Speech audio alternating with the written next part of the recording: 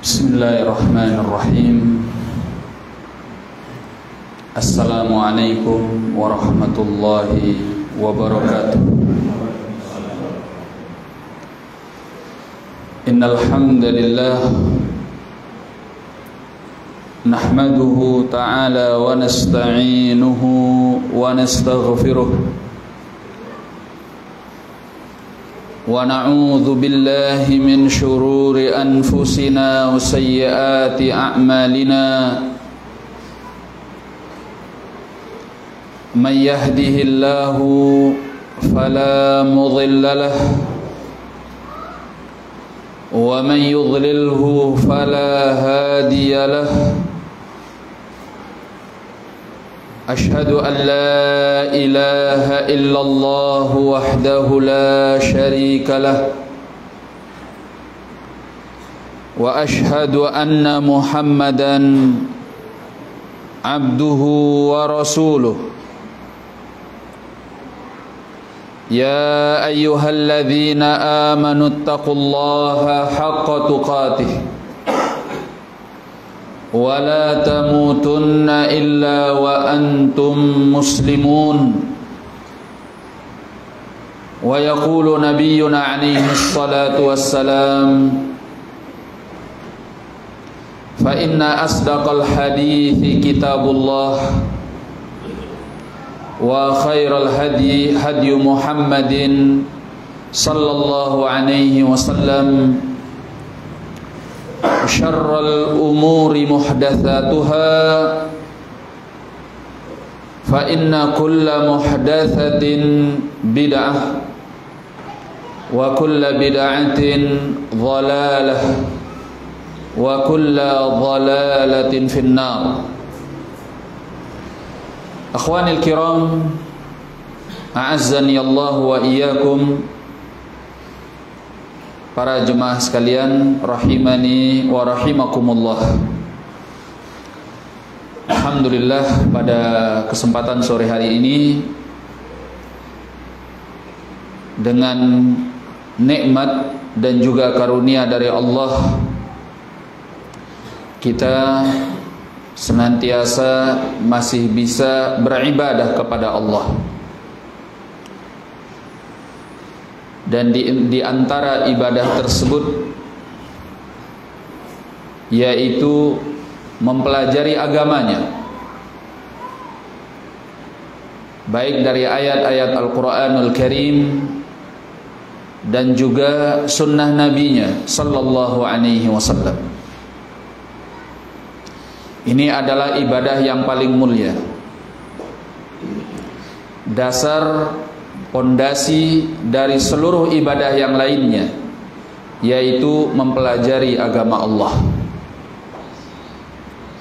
Dan Nabi sallallahu alaihi wasallam dalam hadis Muawiyah bin Abi Sufyan yang muttafaqun alaih, beliau bersabda, man yuridillahu bihi khairan yufaqihu fid din. Barang siapa yang Allah inginkan kebaikan kepadanya, maka niscaya Allah fahamkan dia tentang agamanya. Maka bila Allah sudah tidak lagi menginginkan kebaikan untuk kita, maka niscaya kita akan dibuatnya jauh dari ilmu, dari mempelajari agama, dari majlis ilmu.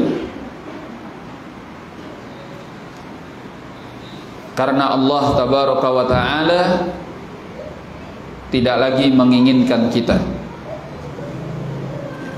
Tapi selama Allah masih menginginkan kebaikan untuk kita, maka selalu hati kita akan dibukakan olehnya untuk mau belajar agama. Maka ini adalah nikmat yang terbesar. Jangan sampai kita kehilangan nikmat ini, ya, hingga ajal kita menjemput nantinya. Apapun keadaannya, apapun kondisinya, apapun situasinya, teruslah belajar. Ya. Karena masa yang akan kita hadapi ini tidak akan lebih baik daripada yang sebelumnya. Semakin lama kondisinya semakin memburuk. Ya. Kejelekan-kejelekan tersebar luas, keburukan-keburukan, kesesatan-kesesatan, penyimpangan-penyimpangan, ya, syubhat-syubhat. Kalau kita tidak pernah belajar, maka kita akan menjadi korban yang berikutnya, ya, dari keganasan masa yang semakin lama semakin buruk. Ya. Nabi SAW pernah bersabda, la ya'ti zamanun illa walladhi ba'dahu syarrun min. Tidaklah datang suatu masa melainkan yang setelahnya akan lebih buruk daripada yang sebelumnya. Jadi ketika Allah masih membukakan hati kita untuk senantiasa belajar agama, berarti Allah masih ingin kebaikan untuk kita.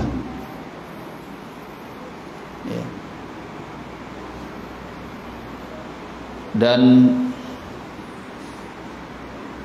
para ulama dari masa lampau sampai saat ini, dan insya Allah sampai hari kiamat, dengan segudang ilmu yang sudah mereka punya, mereka tidak pernah berhenti untuk belajar. Apa kita kira para ulama kita berhenti untuk belajar dengan ilmu mereka yang begitu luas? Justru mereka belajarnya lebih daripada kita. Dari pagi sampai sore, sampai malam hari, kegiatan mereka seputar ilmu. Malah kita yang bodoh ini belajarnya jarang dan ributnya yang banyak. Benar atau benar? Ya. Entah kapan belajarnya, tapi ributnya duluan. Masya Allah. Semoga pertemuan kita di majelis ilmu ini menjadi bekal kita di hadapan Allah kelak.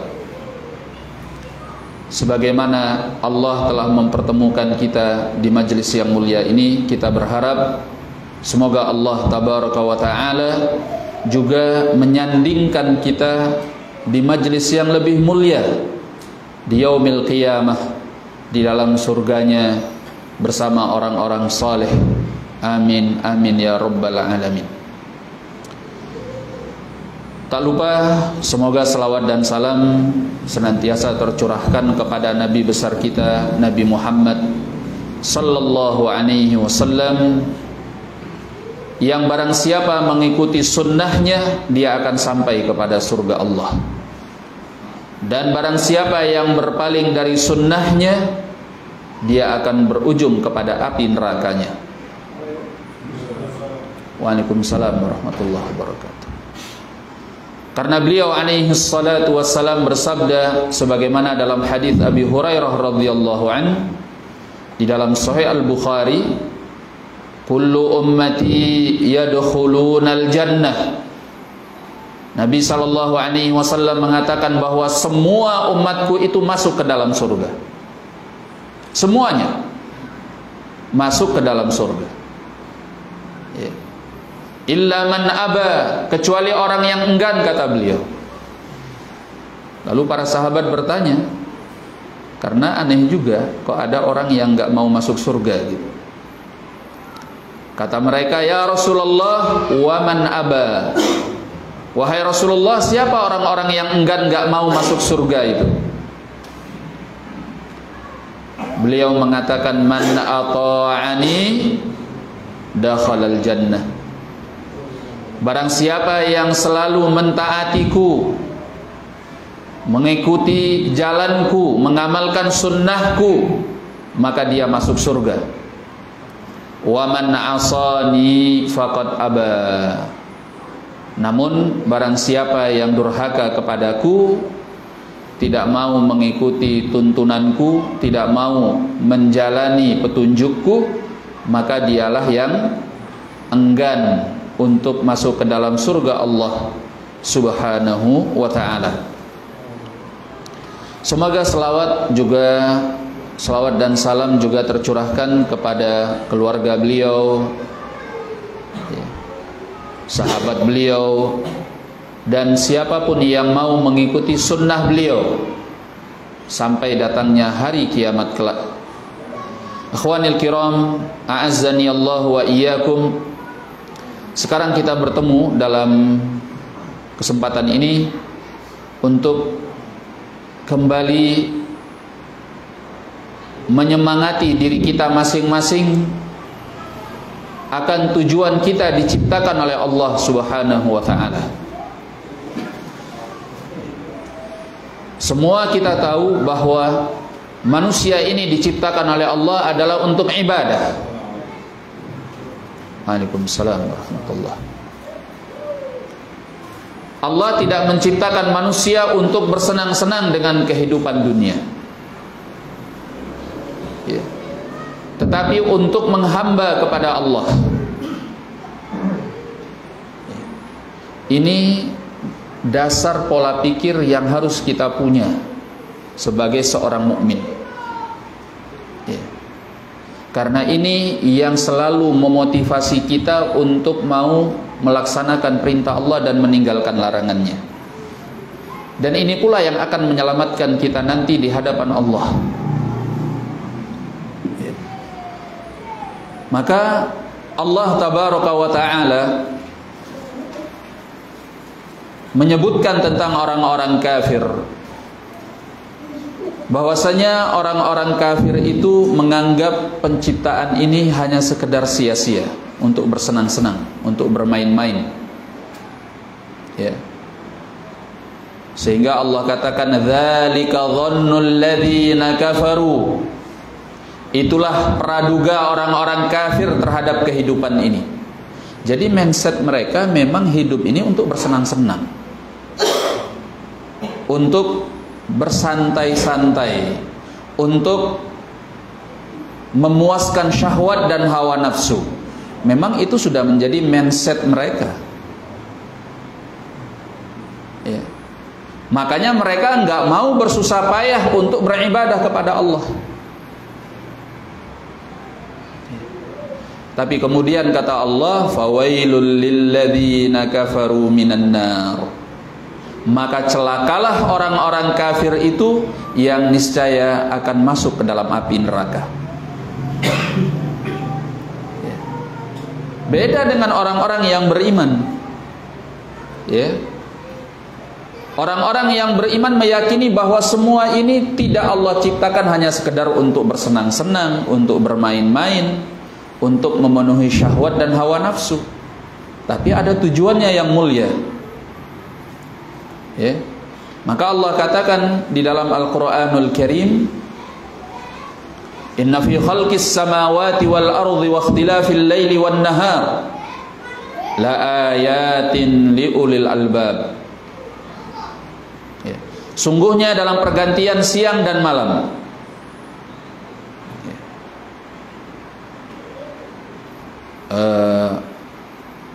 sungguhnya di dalam penciptaan langit-langit dan bumi serta pergantian siang dan malam ada tanda-tanda kebesaran bagi orang-orang yang mau berfikir. Siapa mereka orang-orang yang mau berfikir itu?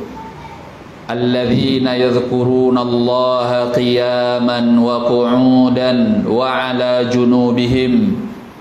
Yaitu orang-orang yang mereka selalu mengingat Allah dalam keadaan berdiri, dalam keadaan duduk, dan juga bahkan dalam keadaan berbaring. Wa yatafakkaruna fi khalqis samawati wal ard. Dan mereka itu selalu berfikir tentang hikmah penciptaan langit-langit dan bumi. Apa kata mereka? Rabbana ma khalaqta hadza batilan. Wahai pencipta kami, Engkau tidak menciptakan semua ini sebagai sesuatu yang sia-sia. Ya. Subhanaka, maha suci engkau. Ya, kesucianmu menolak bahwa engkau menciptakannya secara sia-sia. Ini semua ada tujuannya, ini semua ada hikmahnya. Maka inilah yang kemudian membuat mereka selamat dari api neraka Allah. Faqina adzabannar. Oleh karena itu ya Allah, lindungilah kami dari azab api neraka-Mu. Ya. Ternyata ini ada tujuannya. Apa tujuannya? Untuk agar kita menghamba kepada Allah.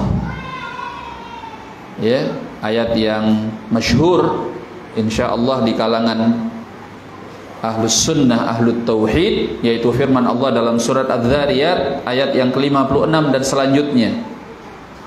Ya, wa ma khalaqtul jinna wal insa illa liya'budun. Tidaklah aku menciptakan jin dan manusia melainkan agar mereka beribadah kepadaku. Ya. Ma uridu minhum min rizqin, kata Allah. Aku tidak menginginkan mereka memberiku rezeki. Wa ma uridu ayyut'imun, dan aku tidak ingin mereka memberiku makan. Allah enggak butuh kepada semua itu. Kenapa? Innallaha huwar razzaq dzul quwwatil matin. Karena sungguhnya Allah itu adalah zat yang maha pemberi rezeki dan yang maha mempunyai kekuatan yang kokoh. Maka barang siapa yang tidak mau beribadah kepada Allah, hidupnya tak beda dari hewan ternak, bahkan lebih sesat daripada hewan ternak. Ya. Yang membedakan kita dari penciptaan-penciptaan yang lain, dari tumbuhan, dari hewan-hewan, karena kita beribadah kepada Allah. Dalam surat Al-A'raf ayat 179 Allah berfirman, walaqad dzara'na li jahannama katsiran minal jinni wal ins.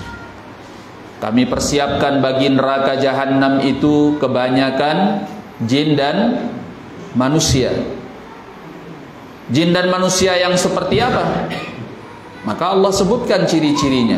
Lahum qulubun la yafqahuna biha, yaitu jin dan manusia yang punya hati, tapi hatinya tidak dipakai untuk memahami agama Allah. Walahum a'yunun la yubsiruna biha, mereka punya mata penglihatan tapi tidak dipakai untuk melihat kebenaran agama Allah. Ya. Walahum adhanun la yasma'una biha, mereka juga punya pendengaran, telinga pendengaran, tapi mereka tidak memakainya untuk memahami kebenaran agama Allah. Jadi semua ini nggak dipakai, ya, dianggurin, ya, dipakai hanya untuk kepentingan-kepentingan duniawiyah yang terkait dengan syahwatnya dan hawa nafsunya. Ya. Maka dengan tegas kemudian Allah memberikan sebuah klaim kepada mereka, ulaika kal an'am, mereka itu kata Allah layaknya hewan ternak. Hewan ternak itu ya onta, sapi dan kambing, itu hewan ternak. Ya. Jadi orang-orang yang tidak mau memfungsikan organ-organ tubuh yang tadi sudah disediakan oleh Allah untuk membuat dia lebih dekat kepada Allah, itu Allah katakan layaknya hewan ternak. Ya, seperti onta, seperti sapi, seperti kambing. Ya. Bahkan kata Allah lebih daripada itu, balhum adhal, bahkan mereka lebih sesat daripada hewan ternak. Lebih sesat daripada hewan ternak. Karena hewan-hewan ternak itu masih punya cara untuk mereka beribadah kepada Allah, bertasbih, berzikir dengan caranya sendiri yang kita nggak tahu. Wa in min syai'in illa wa yusabbihuna bihamdih. Ya. Tidak ada sesuatu di alam ini melainkan bertasbih, mensucikan Allah dengan memujinya. Hanya saja kata Allah, walakin la tafqahuna tasbihahum. Kalian tidak pernah tahu bagaimana tasbihnya mereka. Jadi kalau makhluk-makhluk yang selain manusia dan jin ini punya cara sendiri untuk beribadah kepada Allah, malah manusia yang dilengkapi oleh Allah dengan semua sarananya, bahkan organ tubuhnya pun dibuat lengkap oleh Allah. Ada otak dan pikirannya, ada penglihatannya, ada pendengarannya, tapi nggak dipakai. Mana yang lebih sesat? Ya. Maka di akhir ayat Allah katakan ulaika humul ghafilun. Mereka itulah orang-orang yang lalai. Karenanya ikhwani ma'asyiral muslimin rahimani wa rahimakumullah, ya. Jangan pernah kita merasa capek untuk ibadah. Pernah nggak antum merasa suatu saat, kok ana capek ya ibadah, harus sholat, harus ini, harus itu, ya. Kenapa hidup ini nggak senang-senang aja sih? Kenapa harus capek-capek untuk ibadah kepada Allah? Ini menunjukkan bahwasanya kita masih jauh dari keimanan. Kalau rasa capek untuk ibadah itu masih sering muncul di dalam hati, berarti kita tidak menikmati ibadah tersebut. Betul atau betul? Orang kalau menikmati sesuatu nggak akan mengeluh. Tapi kalau dia tidak menikmatinya, wah banyak keluhannya. Capek lah, males lah, inilah itulah, segudang alasan. Maka kapan kita bisa menikmati ibadah tersebut? Maka awal mulanya harus dibangun dari mindset yang benar, ya, pola pikir yang benar. Apa itu? Bahwa memang Anda diciptakan di muka bumi ini bukan untuk bersenang-senang, ya, bukan untuk bersantai-santai, bukan untuk memenuhi syahwat dan hawa nafsu dengan seenaknya. Memang Anda itu diciptakan oleh Allah ke muka bumi ini tujuannya agar Anda menjadi abdi bagi Allah, hamba bagi Allah, ya, yang menghabiskan hidupnya dan matinya hanya untuk Allah tabaraka wa ta'ala. Itu memang tujuannya. Lalu apa yang Anda keluhkan? Ya. Makanya di dalam surat Al-An'am ayat 162 sampai 163, bagaimana Allah tabaraka wa ta'ala mengajari nabinya sallallahu alaihi wasallam. Kata Allah, "Qul," katakan wahai Nabi. Apa itu? "Inna salati wa nusuki wa mahyaya wa mamati lillahi rabbil alamin." Katakan bahwa sungguhnya salatku, ibadahku, bahkan juga hidupku dan matiku hanya milik Allah Rabbul Alamin. La syarika lahu, tidak ada sekutu baginya. Wa bidzalika umirtu, dan itulah yang diperintahkan Allah kepadaku. Wa ana awwalul muslimin, dan aku adalah orang yang pertama kali harus terdepan mempasrahkan diri kepadanya. Ya. Jadi kalau kita menyadari ini, semua alasan kita untuk tidak ibadah kepada Allah akan kita buang. Karena memang kita diciptakannya untuk ibadah, tidak ada tujuan lain. Kalau ada perkara-perkara lain di dalam kehidupan ini, semua adalah pendukung yang membuat kita seharusnya bisa beribadah kepada Allah Tabaraka wa Ta'ala. Ya. Maka ini yang akan membuat hati kita menjadi ringan di dalam ibadah, karena memang itu sudah tugas kita. Ya. Hati kita menjadi lapang di dalam ibadah karena ketika kita yakin dengan Allah, keimanan itu begitu mantap di dalam hati untuk percaya kepada Allah, ya,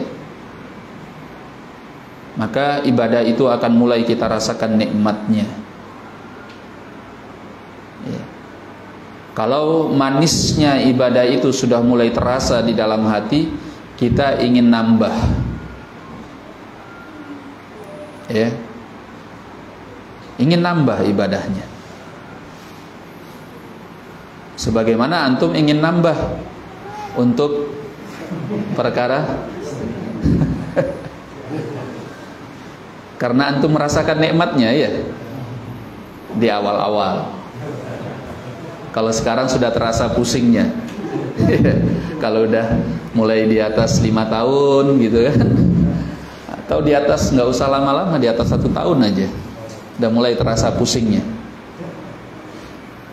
Ya. Nah, jadi barakallahu fikum, ketika ibadah itu terasa nikmat di dalam hati, maka kita akan selalu ingin menambah ibadah tersebut.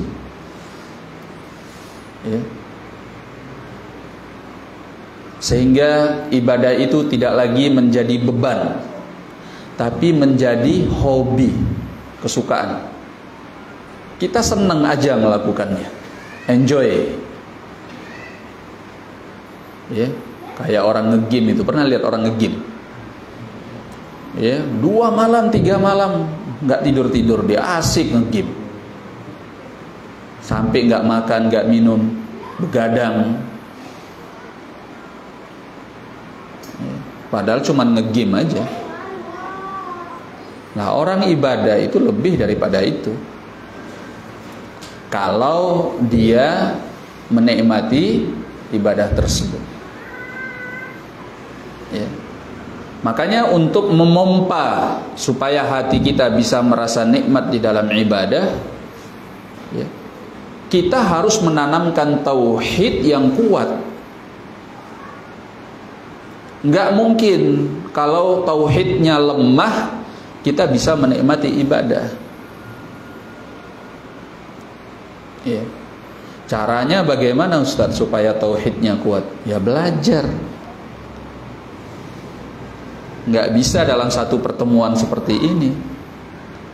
Harus belajarnya itu serius. Ya. Mungkin orang dulu nggak ada kitabnya. Kalau di masa Nabi Sallallahu Alaihi Wasallam nggak ada kitabnya. Tapi setiap saat Nabi memberikan kepada para sahabatnya pelajaran-pelajaran akidah. Bukankah Nabi Sallallahu Alaihi Wasallam menanamkan akidah, menanamkan tauhid selama 13 tahun di kota Mekah? Ya, semuanya tentang tauhid.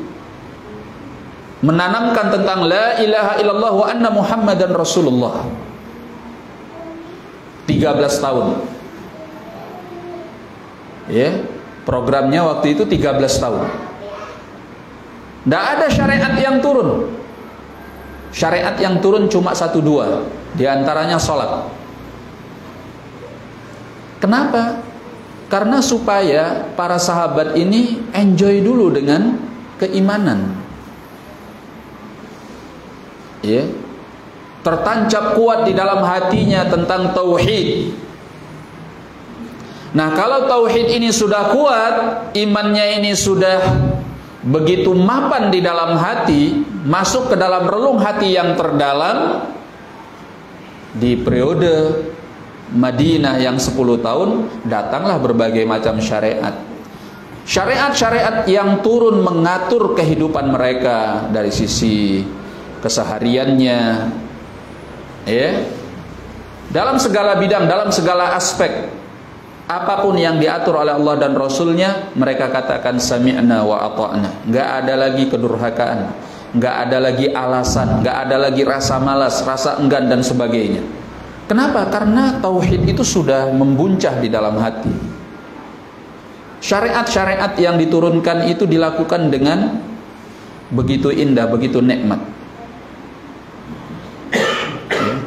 Bahkan ketika syariat yang semestinya ditakuti oleh jiwa manusia, yaitu berjihad di jalan Allah, turun kepada mereka, mereka dengan senang hati menerimanya. Ya, mereka pertaruhkan nyawa di jalan Allah dengan enjoy. Ya.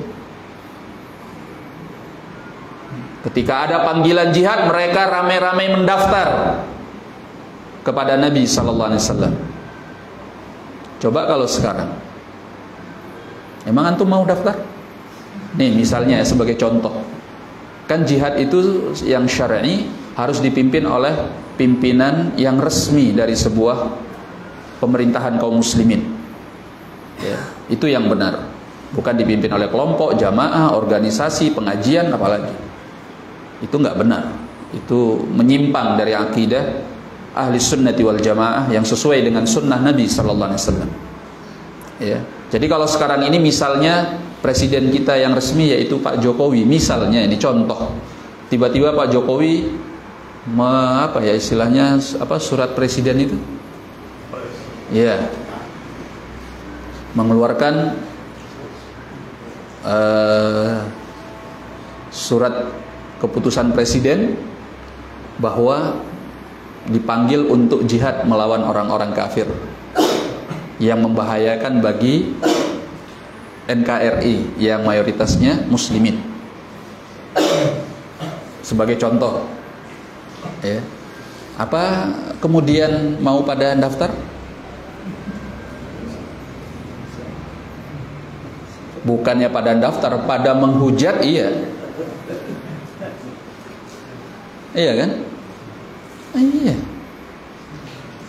Karena masalah-masalah sepele aja kita masih mempertanyakan, mempermasalahkan. Ya, ibadah-ibadah yang mudah saja kita masih males. Memang keimanannya yang begitu rapuh di dalam hati. Bagaimana kalau permasalahannya tentang mempertaruhkan nyawa? Tapi sahabat-sahabat di masa Nabi sallallahu alaihi wasallam enggak. Begitu ada panggilan jihad, mereka mendaftar. Berlomba-lomba mereka mendaftar. Yang tidak mendaftar itu imma dia munafik, atau memang orang-orang yang betul-betul punya uzur, memang enggak bisa. Entah karena dia tua renta, atau dia enggak dalam keadaan tidak sehat, mungkin sedang sakit parah. Memang punya uzur, atau kemungkinan lain dia adalah munafik yang banyak alasannya di hadapan Nabi sallallahu alaihi wasallam. Tapi orang yang sehat keimanannya, yang benar tauhidnya, mereka akan berlomba-lomba. Ya. Mungkin antum pernah dengar kisah siapa? Sahabat, saya lupa namanya sekarang. Julaibib radhiyallahu an. Antum tahu kan kisahnya Julaibib itu? Tahu enggak? Hah? Iya. Yang ingatnya manten anyar ya. Masya Allah. Dia orang yang susah untuk menikah karena bukan siapa-siapa, lamarannya sering ditolak.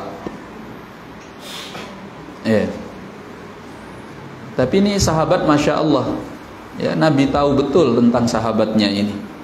Makanya Nabi SAW kemudian turun tangan untuk mencarikan dia jodoh.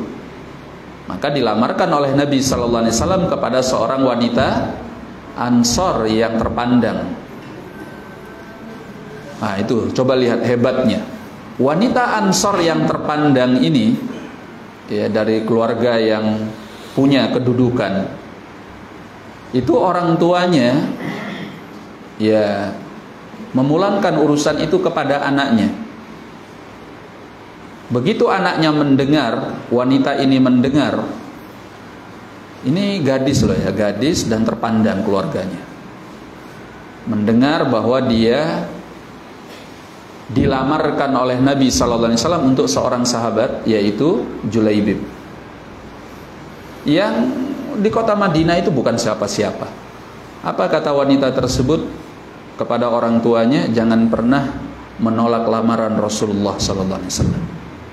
Karena mereka tahu bahwa apapun yang dipilihkan oleh Nabi sallallahu alaihi wasallam, ya, walaupun dia berhak untuk menolak karena itu bukan syariat, tapi dia tahu karena saking besarnya tauhid di dalam hatinya, keyakinan kepada Allah dan Rasulnya, sampai dalam urusan-urusan yang privasi seperti ini pun mereka yakin dengan Nabi alaihi salatu wassalam. Jangan pernah ditolak lamaran Nabi sallallahu alaihi wasallam. Ya. Kalau kita bandingkan kemudian pada hari ini, siapa nih misalnya yang jomblo di antara kita, ya udah miskin, gak punya penghasilan misalnya gitu ya, cuma ya dia santri gitu kan, rajin ngaji,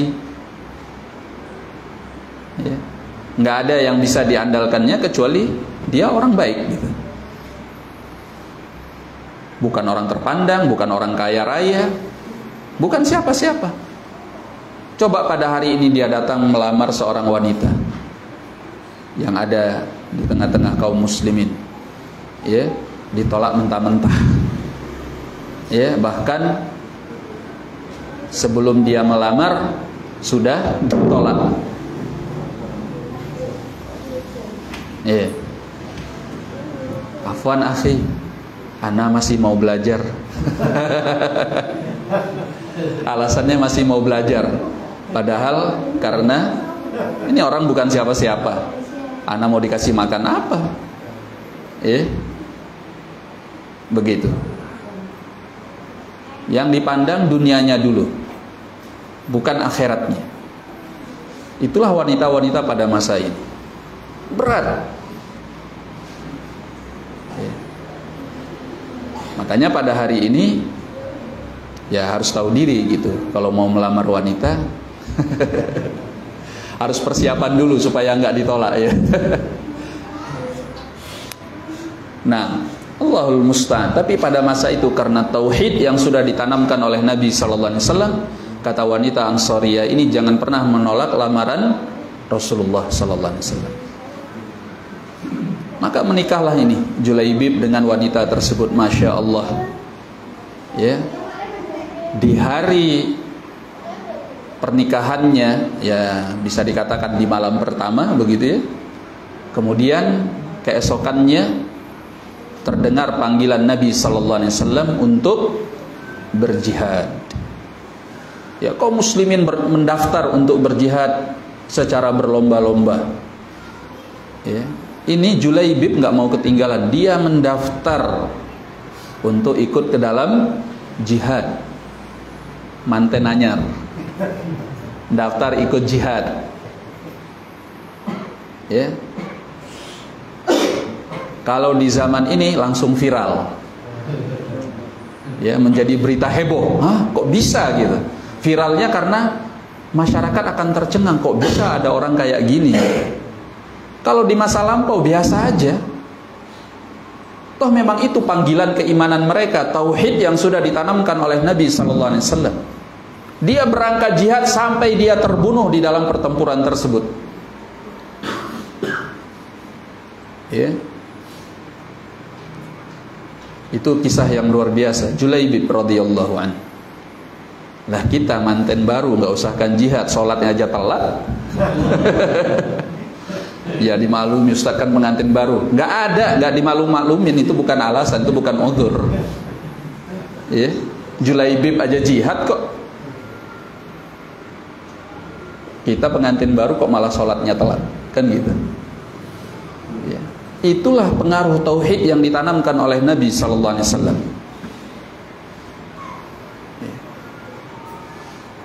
Sehingga kalau sudah ada kepentingan agama, mereka tidak akan menduakan atau mengesampingkan panggilan agama dibandingkan panggilan perkara-perkara duniawiyah yang mereka punya. Itu semua karena tauhid. Jadi apapun syariat yang datang mereka enjoy, enak mereka melakukannya, karena iman yang ada di dalam hati, tauhid yang luar biasa, keyakinan kepada Allah, penghambaan kepada Allah. Jadi menjalani hidup itu enak, nggak dipenuhi dengan rasa takut, cemas, khawatir, ini itu, karena yakin sama Allah. Tauhid itu mengatasi berbagai macam masalah yang ada di dalam hidup dan mendatangkan rasa aman. Bukankah Allah tabaraka wa ta'ala mengatakan di dalam Al-Quran, alladzina amanu, surat Al-Anfal ya kalau nggak salah ya, bisa dilihat nanti kalau saya salah, Al-Anfal 82, coba lihat. Alladzina amanu wa tatma'in alladzina amanu wa lam yalbisu imanahum bidzulmin ulaika lahumul amnu wa hum muhtadun.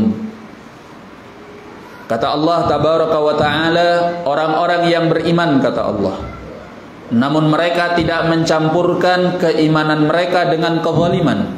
Kezaliman di sini adalah syirik. Apa janji Allah? Ulaika lahumul amn. Mereka itulah orang-orang yang niscaya mendapatkan rasa aman fid dunya wal akhirah. Ya, rasa aman baik dunia maupun akhirat. Wa ulaika lahumul amnu wa hum muhtadun. Dan merekalah orang-orang yang akan diberi petunjuk oleh Allah Subhanahu wa taala. Ya. Maka ketika tauhid itu menancap kuat di dalam hati, semua kekhawatiran hilang, semua rasa takut hilang. Takut miskin, ya, takut dengan musuh yang memerangi Islam, takut apapun akan hilang dari hati ketika tauhid itu menancap kuat, ya. Dan yang datang adalah rasa aman, ketentraman, ketenangan, kenyamanan.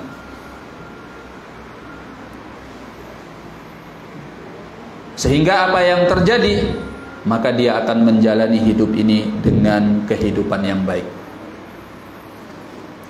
yang penuh dengan berkah dari Allah Subhanahu wa ta'ala.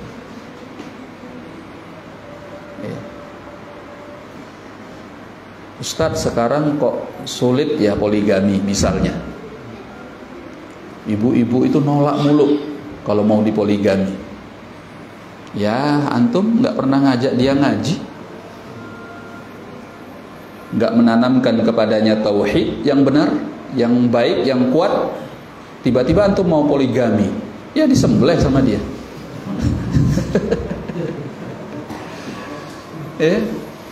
Kenapa di masa lampau itu wanita-wanita mukminat muslimat, ya, di masa salaf orang poligami itu ya biasa aja, nggak ada ribut-ribut, nggak jadi berita heboh, nggak jadi berita viral.